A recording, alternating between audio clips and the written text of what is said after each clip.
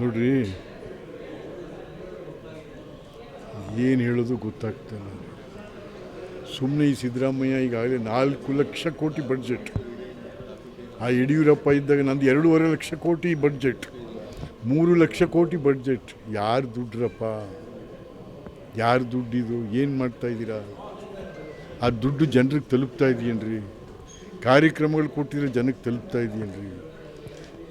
ಜನರ ಆಡಳಿತ ಅಭಿವೃದ್ಧಿ ಜನರಿಗೆ ತಲುಪೋ ತನಕನೂ ನಿಮ್ಮ ಬಡ್ಜೆಟ್ ತಗೊಂಡು ಏನು ಮಾಡ್ತೀರಾ? ಅದು ಮತ್ತು ಶಾಸಕಾಂಗಕ್ಕೆ 3 ಕಾಸು ಮರ್ಯಾದೆ ಇಲ್ಲ.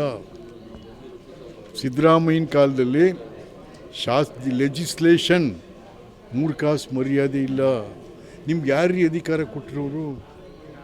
ಈಗ ಆಯ್ತಪ್ಪ, 3,70,000 ಕೋಟಿ ಲಾಸ್ಟ್ ಟೈಮ್ ಹೇಳಿದ್ರಿ ನೀವು, ಅಷ್ಟಕ್ಕೆ ಒಪ್ಪಿಗೆ ಕೊಡ್ತು ಶಾಸಕಾಂಗ. ಅಷ್ಟಾದಮೇಲೂ ನೀವು ಏನೇನೋ 33 ಜನ ಮಂತ್ರಿಗಳಿದ್ದಾರೆ, 42 ಜನ ಮಂತ್ರಿ ತರವೆ ಅಂತ ಅವರು ಏನದು ಕ್ಯಾಬಿನೆಟ್ ರ್ಯಾಂಕ್. ಆಮೇಲೆ ಇಲ್ಲಿ ಪುಕ್ಸಾಟೆ ಯಾರಿಗೂ ಕೊಡೋನು ಅವನಿಗೊಂದು ಕ್ಯಾಬಿನೆಟ್ಟು, ಅವ್ರ ಕೈ ಕೆಳಗೆ ಅದು ಬರೋ ಸ್ಟೇಟ್ ರ್ಯಾಂಕು. ಯಾರೀ ಅಧಿಕಾರ ಕೊಟ್ಟವ್ರು ನಿಮಗೆ? ಸಿದ್ದರಾಮಯ್ಯ ಎಲ್ಲ ಈ ಶಾಸಕರು ಬಾಯಿ ಮುಚ್ಕೊಂಡು ಕೂತಿದ್ದೀವಿ. ಯಾರು ನಿಮ್ಗೆ ಅಧಿಕಾರ ಕೊಟ್ಟವರು? ಶಾಸನ ಸಭೆಯಲ್ಲಿ ನಿಮಗೆ ಅಧಿಕಾರ ಕೊಟ್ಟಿದ್ದೆಷ್ಟು ಅಷ್ಟೇ, ಅದನ್ನು ಮೀರಿ ಮಾಡೋಕ್ಕೆ. ಹಾಗಾಗಿ ಸಿದ್ದರಾಮಯ್ಯ ಅವ್ರ ಸರ್ಕಾರ, ಹಿಂದೆ ಇದ್ದ ಸರ್ಕಾರಗಳು ಇಡೀ ಶಾಸಕಾಂಗವನ್ನೇ ಉಲ್ಲಂಘನೆ ಮಾಡಿ ಜನತಂತ್ರ ವ್ಯವಸ್ಥೆಗೆ ನಮ್ಮ ಮಾದೇವಪ್ಪ ಹೇಳ್ತಾರಪ್ಪ, ಸಂವಿಧಾನ ಇದೇನು ಮತ್ತು ಈ ಸಂವಿಧಾನ ಉಲ್ಲಂಘನೆ ಅಲ್ವಾ ಇದು?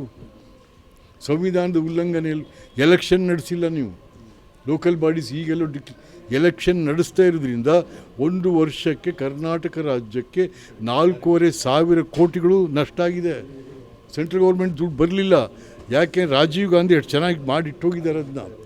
ನೀನು ಎಲೆಕ್ಷನ್ ಮಾಡಿ ಅಧಿಕಾರ ಕೊಟ್ಟ ಮಾತ್ರ ದುಡ್ಡು ಸೆಂಟ್ರಲ್ ಗೌರ್ಮೆಂಟಿಂದ ಬರಬೇಕದು. 4,300 ಕೋಟಿ ಬಂದೇ ಇಲ್ವಲ್ರಿ? 4-5 ವರ್ಷ ಆಯಿತು ಎಲೆಕ್ಷನ್ ಮಾಡಿ. ಮತ್ತು ಯಾವ ರೀತಿ ಆಡಳಿತ ಮಾಡ್ತಾಯಿದ್ದೀರಿ ಇಲ್ಲಿ? ಗ್ರಾಮೀಣ ಪ್ರದೇಶದಲ್ಲಿ ಏನಾಯಿತು? ಎಲ್ಲ ಜಾತಿ ಜನಾಂಗಗಳಿಗೂ ಅಧಿಕಾರ ಕೊಟ್ಟವರು ಇದರಲ್ಲಿ ಲೋಕಲ್ ಬಾಡೀಸ್ನಲ್ಲಿ. ಅವ್ರ ಅಧಿಕಾರ ಕಿತ್ಕೊಂಡಿದ್ದೀರಾ, ದುಡ್ಡು ಬಂದಿಲ್ಲ. ಇಲ್ಲಿ ಸಂವಿಧಾನ ಬಾಯಿ ಬಡ್ಕೋತೀರಾ. ಮಾನ ಮರ್ಯಾದೆ ಇಲ್ಲ ಅಂದರೆ ನಿಮ್ಮ ನಡ್ರಿ.